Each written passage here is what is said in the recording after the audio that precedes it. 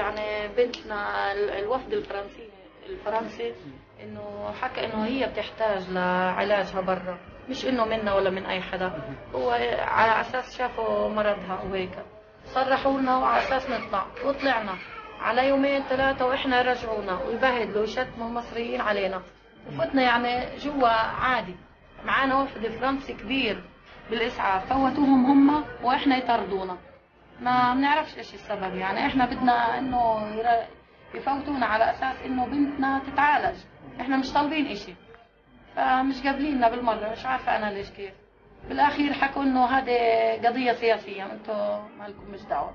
ما دخلوهاش خالص؟ ما دخلوهاش. احنا نحتاج انه تطلع بنتنا لفرنسا وتعمل العملية وتصبر وترجع تاني تمشي زي هالبنات والصبايا. احنا ايش بدنا اياه؟ انه بنتنا ترجع تاني وتمشي زي اول، مش منا ولا من اي حدا. هم على اساس الاطباء شافوها هيك لازمها علاج برا، ما فيش امكانيات هنا وما فيش اجهزه وهيك.